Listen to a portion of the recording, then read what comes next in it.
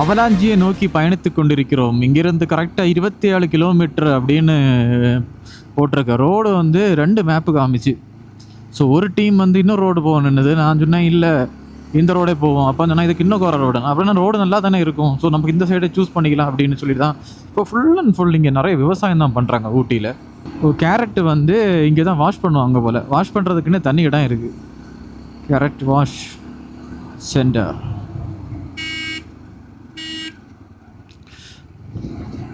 கிணக்கு Avalanche போகிறதுக்கு முன்னாடி நாங்கள் ரூமில் இருந்து வரும்போது லெஃப்ட் சைடு ரோட்டில் வந்து ஜஸ்ட் 1.5 கிலோமீட்டர்ஸ்லேயே வந்து ஒரு முருகர் கோயில் இருந்தது. உண்மையிலே செம்மையாக இருந்ததுங்க அது பார்க்குறதுக்கு.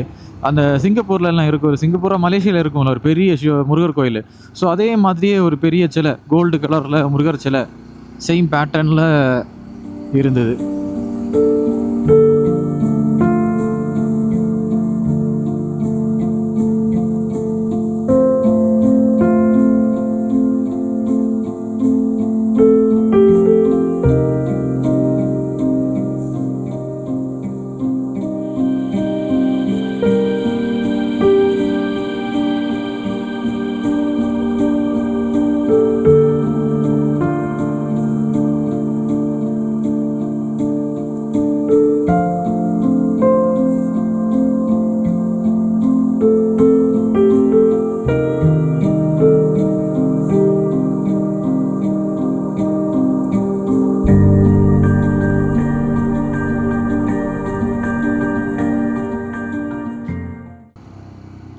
டூரிஸ்டர்ஸ் வராங்க, நிறைய பேர் வந்துகிட்டே இருக்காங்க.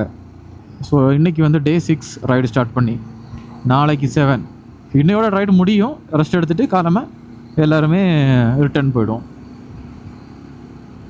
ஸோ இதாக ஒரு வண்டி போகுது பார்த்தீங்களா, டாப் பாக்ஸ் மாட்டிட்டு ஒரு மீட்டியார் ராஜபுரோடது. அவர் வந்து வரும்போது டாப் பாக்ஸ் இல்லாமல் தான் வந்தார். எனக்கு வயநாட்டில் ஸ்டே பண்ணோம்ல, அப்போ நான் வந்து ஒரு க்ளவுஸ் வாங்கினேன். என்னோடய க்ளவுஸ் எனக்கு இது வரைக்கும் கிடைக்கவே இல்லை. ஃபஸ்ட் டைம் எனக்கு ஒரு க்ளவுஸ் வந்து சூட்டாக கிடச்சிருக்கு. ஸோ கிராமங்கள் எல்லாம் பார்த்தீங்களா, இது கோவட்டி அப்படின்னு சொல்கிற ஒரு சின்ன கிராமம். ஸோ இந்த சைடை பார்த்தீங்களா, ஃபுல் அண்ட் ஃபுல் விவசாயம், அக்ரிகல்ச்சர் லேண்ட், ஹில் அக்ரிகல்ச்சர்ஸ்.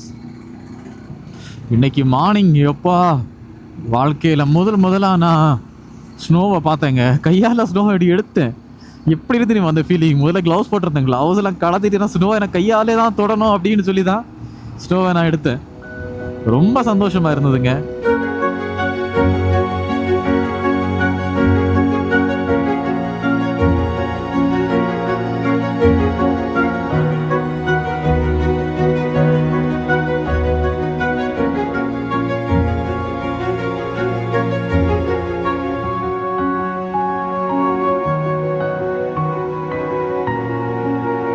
ஸ்னோவை பார்த்தது என்னோட பெரிய ஒரு அச்சீவ்மெண்ட்னே சொல்லலாம்.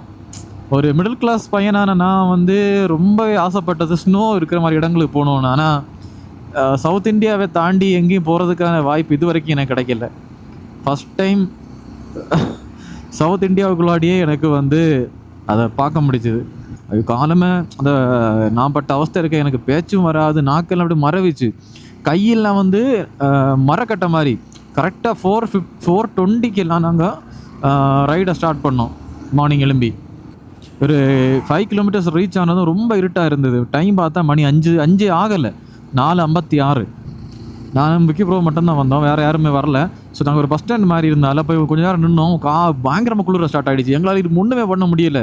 அது ஒரு நான் வேறு ட்ரைவ் பண்ணேன்னா என்னோட இது என்ன தான் வந்து சேஃப்டிக்கு நக்கல் கார்டு இருந்தாலும் காற்று அடிக்கும்போது கையெல்லாம் அப்படி க்ளவுஸுக்குள்ளாடியே ஏறி மரம் மாதிரி ஆகிட்டு இருந்து. கிளச்செல்லாம் யூஸ் பண்ணும்போது கையெல்லாம் அப்படி வலிக்கும். இருந்தாலும் எப்படி எல்லாமோ எனக்கு திரும்ப வரும்போது டீ ஷாப் ஓப்பன் பண்ணிட்டு இருந்தாங்க. 5 o'clock ஆனதும் 2 டீ ஷாப் அப்போ தான் ஓப்பன் ஷட்டரை ஓப்பன் பண்ணது உண்டு. 3வது டீ ஷாப்பில் போகும்போது அவன் பாலை வச்சுட்டான், சூடு பண்ண அடுப்பை எரிச்சிட்டான். அதுக்கப்புறம் உள்ளே போய் டீ 2 பன்னு வேறு சூடாக தந்தாங்க. அது என்னன்னு தெரியல, பண்ணை எப்படியோ ஹீட் பண்ணி தந்தாங்க. எதில் வச்சு ஹீட் பண்ணாங்கன்னு தெரியல. பண்ணை அப்படி பிக்கும்போது உள்ளே இருந்தபடி ஆவி பறந்துகிட்டே இருந்தது. ஸோ அதுவும் சாப்பிட்டும் உள்ளே இருந்ததும் அப்புறம் எனக்கு ஹீட்டாக இருந்ததா. அப்போ அவர் சொன்னார், அந்த பால் அந்த டீ போடுற அந்த பாத்திரத்துக்கு மேலே கை வச்சுக்கோ, ஒன்றும் இல்லைன்னு. கொஞ்ச நேரம் கையை வச்சு 2 கையும் ரப் பண்ணி எப்படியோ நான் நார்மலுக்கு கொண்டு வந்துட்டேன். அப்பா அப்புறம் கிளைமேட்டை பார்த்தா கிளைமேட்டு 7, 5, அப்படி போயிட்டே இருக்கு. நாங்கள் நின்ன இடத்துல வந்து கிளைமேட் வந்து 5 டிகிரி தான். நான் நேற்று எலிஃபெண்ட்டை பார்க்கும்போதே நான் கொஞ்சம் சாட்டிஸ்ஃபைட் ஆனேன் அந்த ட்ரிப்புக்கு. பார்த்தாச்சு அப்படி நான் மயில் டிஃப்ரெண்ட்டு மான் இதெல்லாம் பார்க்க மான் வேறு எனக்கு வந்து சினிமாட்டிக் ஷாட் கிடச்சா நான் அதிலே ரொம்ப ஹாப்பியானேன். அப்புறம் இன்றைக்கி வேறு கடவுள் கிருபையில் நான் அதை பார்த்தேன் பனியை. ஆசை இருக்குது. மணாலி போகணும், ராஜஸ்தான் போகணும், குஜராத் போகணும், லடாக் போகணும், லே லடாக். அதெல்லாம் நடக்குமான்னு கேட்டால் தெரியல. 40 வயசுக்குள்ளாடியாவது எல்லாமே முடிக்கணும். 35 வருஷம் ஆயிடுச்சு இந்த ஸ்னோவை பார்க்குறதுக்கு கண்ணால். ஸோ தேயிலை நடுறதுக்கு தான் இங்கே மேலே இது பண்ணிகிட்டே இருக்காங்க, கிளச்செல்லாம் போட்டுட்டு இருக்காங்க பார்த்தீங்களா. ஓ, அதை பார்க்குறதுக்கு செம்மையாக இருக்குல்ல, அந்த தண்ணி அப்படி பீச்சி அடிக்கிறது. நிறுத்தி ஒரு ஷாட் எடுத்துகிட்டு போ.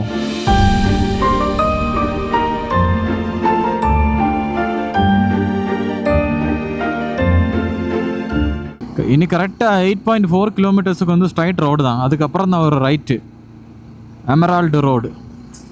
சரி, இங்கே தான் எல்லாமே இங்கிலீஷ் பேராக இருக்குது. பயங்கரமாக வெள்ளைக்காரன் கையில் இருந்தனால எல்லாம் அவனுடைய பேர்களை வச்சுட்டு போயிருக்கான். இனி கரெக்டாக இங்கேருந்து 13 கிலோமீட்டர் தான், 41 நிமிஷம் காமிக்கானா. 7.9 கிலோமீட்டர்ஸில் எமரால்டு ரோடு வந்துடும் அப்படின்னு மேப்பு காமிக்கி. ஸோ இதை பார்த்தீங்களா, இது கேபேஜ்னு நினைக்கிறேன். இந்த இதுக்குள்ள ஐட்டம் கேபேஜ் நான் நினைக்கிறேன். ஊட்டியை பொறுத்த வரைக்கும் ஃபுல் அண்ட் ஃபுல் வந்து ஒரு விவசாயம், அதுதான் அக்ரிகல்ச்சர் ரிலேட்டட் தான் இந்த ஊர். ஸோ இந்த வண்டியெல்லாம் போகுது பார்த்தீங்களா, இதுதான் அவங்களுடைய விவசாய பொருட்களை எல்லாம் வந்து அறுவடை செஞ்சுட்டு எடுத்துகிட்டு போகிறது. விக்கி ப்ரோ பின்னாடி வராரு, அப்புறம் நிறுத்தி வந்திருக்காருன்னு நினைக்கிறேன். ஆக்சுவலி இந்த ரோடு வந்து ரொம்பவே ஆபத்தான ரோடு. ஏன்னா ரோடு ரொம்ப குறுகி நேரவான road.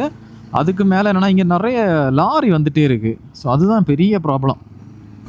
Don't overtake at curves. ரொம்ப சின்ன ரோடுங்க, அந்த சைடு பள்ளம்.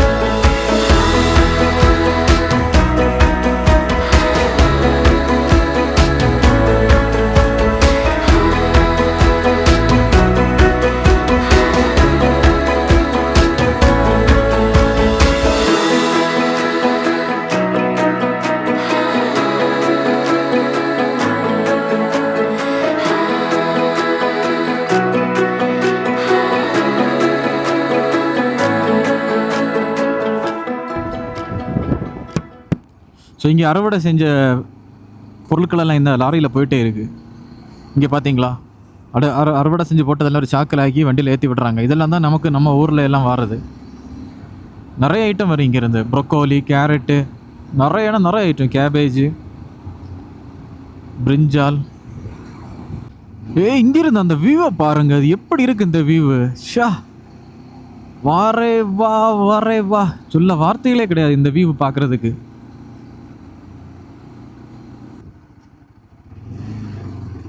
ஸோ கேரட் அதெல்லாம் விற்க வச்சுருக்காங்க இங்கே உழவெடுத்த உருளைக்கிழங்கு. திரும்ப வரும்போது பார்ப்போம்.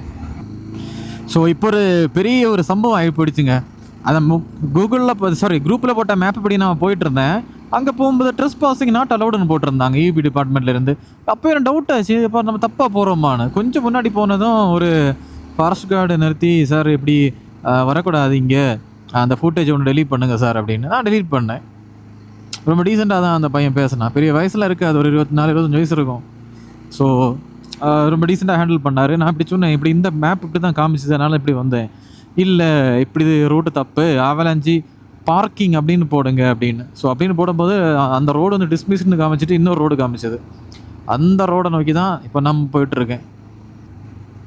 ஸோ ஃபுல் அண்ட் ஃபுல் இந்த ஆவலாஞ்சி இந்த கிராமம் வந்து விவசாயத்தை மட்டும் நம்பி தான் இருக்கிறாங்க. கொடைக்கானலில் பூம்பாறை எப்படியோ அதே மாதிரி தான்.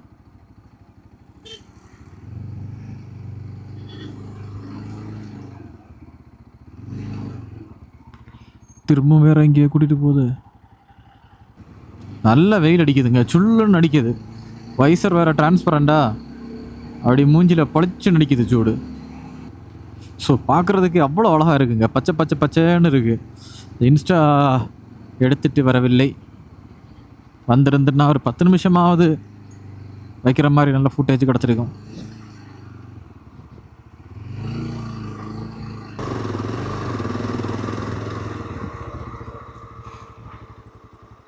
ஓ, இங்கே பார்த்தீங்களா, இப்படி தான் மேலே இருந்து தேயிலையெல்லாம் தேயிலையெல்லாம் எடுத்துட்டு ஒரு சாக்கில் மூட்டை கட்டி திரும்ப இப்படி தூக்கி போடுவாங்க மேலே இருந்து.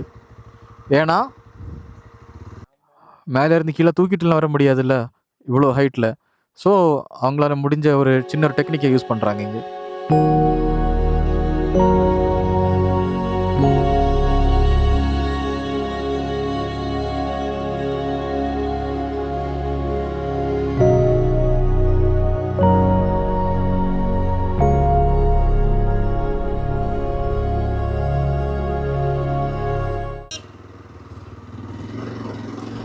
சரியான விவசாயத்தை மட்டுமே நம்பி இருக்கிற கிராமம்னா இப்படி தான் இருக்கணும். சே, இங்கேயெல்லாம் வந்து பறக்க மாட்டேன் நான், தேவையில்லாமல் அங்கே ஃபாஸ்ட் லைஃப் வாழ்கிறதுக்கு, மிஷின் வாழ்க்கை வாழ்கிறதுக்கு இங்கேயெல்லாம் வந்து வாழ்ந்திருந்த மண்ணோட மண்ணாவது இணைஞ்சு வாழ்ந்துருக்கலாம். 250 மீட்டர் தான் காமிக்கு, ஒரு தடயம் இல்லையே. எஸ், இங்கே தான்.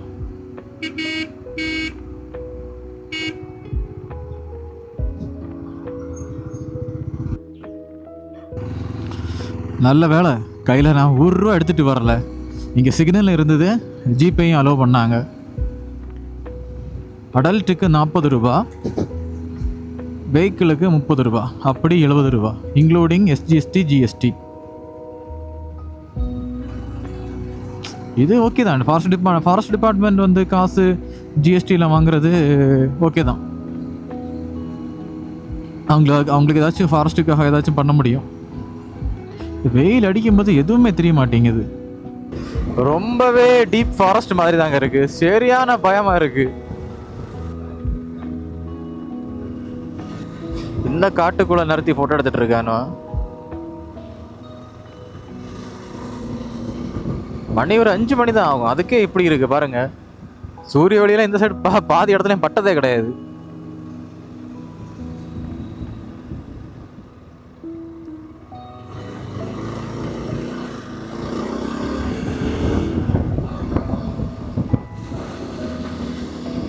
ஓ,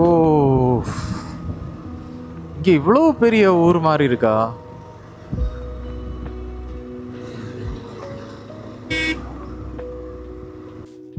அவலாஞ்சி லேக்குள்ளே வந்தோம்.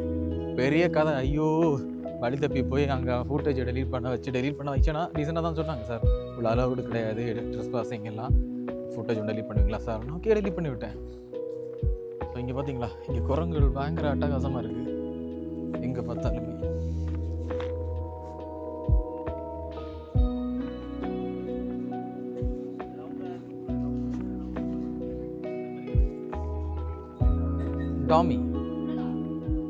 டாமி ஐயா ஓனரை அதை ட்ரெயினாக இருக்கும் பார்க்குது, அப்படி பார்த்துட்டே இன்னைக்கு கண்காணிப்பு ஃபுல்லாக.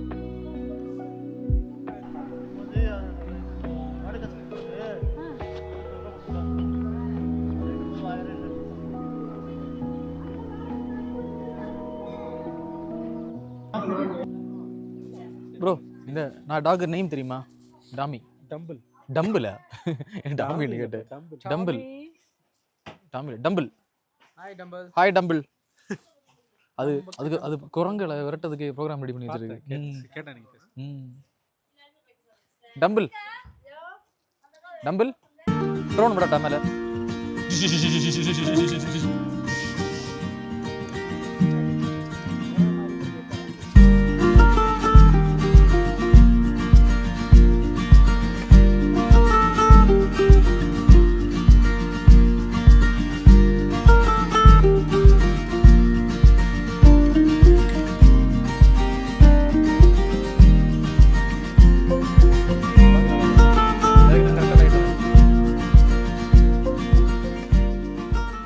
அவலாஞ்சி லேக்கோட ஒரு பார்ட் தண்ணி தான் இங்கே இப்படி பாஞ்சு போயிட்டுருக்கு.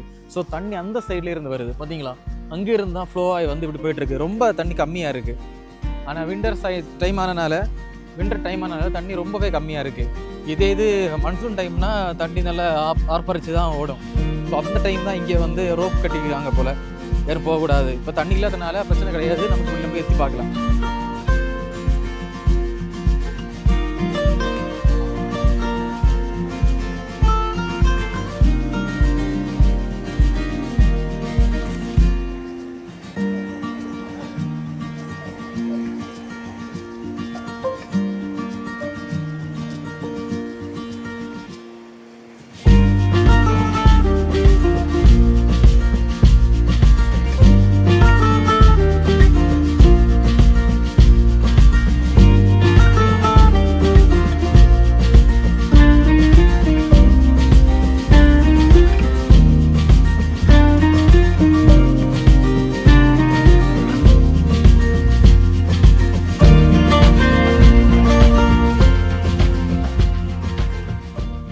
ஸோ இங்கே பார்த்தீங்கன்னா நிறைய கால்பாதங்கள் இருக்குது. இது எந்த யாரோட கால்பாதம்னு தெரியல. இது பைசன் ஆல்மோஸ்ட். இதுதான் 3 விரல், யாருன்னு தெரியல. கடிக்கு பார்த்து காட்டு, உடனே இப்போ ஹாஸ்பிட்டல் கொண்டு போக முடியாது. வீட்டில் வளர்த்துற பூனை. எங்கள் பூனை எங்களுக்கு வீட்டில் ஒன்று இருந்தது, அது காணாம போச்சு. அப்போ அந்த பக்கம் போயிடுச்சு. ஏதோ குழந்தை எடுத்து வைக்கிற மாதிரி வச்சிருக்கேன். எடுத்து கொண்டு போற வீட்டுக்கு வீட்டு விட மாட்டாங்க.